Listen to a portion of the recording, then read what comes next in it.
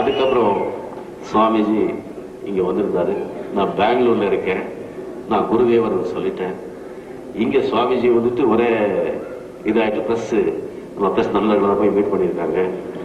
So meet பண்ணிட்டு இந்த அரசியல் வருவாங்களா, இது செய்வாங்களா அப்படின்னு சொல்லி கேட்டிருக்காங்க. அதுக்கப்புறம் நான் வந்து என்ன போன் பண்ணாங்க, அப்படியே எப்போ ப்ரீவியர் நான் வர்றேன் அப்படின்னு சொல்லி இந்த மாதிரி அரசியல் வந்து கேட்கறாங்க. என்ன பண்றீங்க?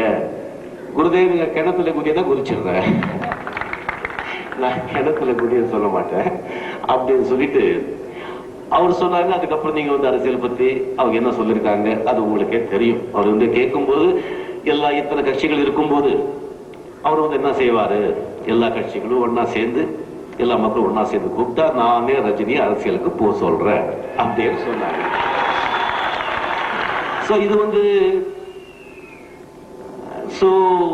சுவாமிஜி அது சொன்னாங்க. இப்ப நீங்க பாத்தீங்கன்னு சொன்னா எல்லா கட்சிகளும் கூப்பிட்டு போகுது அவுட் ஆஃப் டாபிக் இல்ல, பட் தி சேம் டைம் இல்ல எல்லாம் வந்து ஒரு கபடி மாதிரி தானே ஆயிருக்கு அரசியல். இப்போ ஒரு கபடி விளையாட்டு மாதிரி தானே. ஒருத்தப்போ எல்லாரையும் ஒருத்தர் தான் அனுப்புவாங்க, எல்லாம் போக மாட்டாங்க. அதான் கபடி விளையாட்டு. நாம நீ போ எல்லாரையும் அடிச்சுட்டு வந்துடுது, எல்லாரும் சேர்ந்து அவனை அமுத்துடுவாங்க. இல்லைன்னா ஒருத்தா வருவாங்க, அவன் ஒருத்தனை வந்து எல்லாரும் சேர்ந்து பிடிச்சிடுவாங்க போட்டு அமுக்கு. இதான் நம்ம இந்திய நாட்டு அரசியல் நடந்துட்டு இருக்கு. அரசியல்ங்கிறது ஃபுட்பால் மாதிரி இருக்கணுங்க. ஃபுட்பாலுக்கு one for all and all for one. Goal போடுறது எல்லாம் எப்படி பாஸ் பண்றாங்க, கோல் போட்டாங்க அவங்க பேர் வருது சொல்லி பாஸ் பண்ணாம இருக்காங்க. பாஸ் பண்ணுவாங்க, கோல் அடிச்சா கூட எல்லாம் கட்டி பிடிச்சி பண்ணுவாங்க.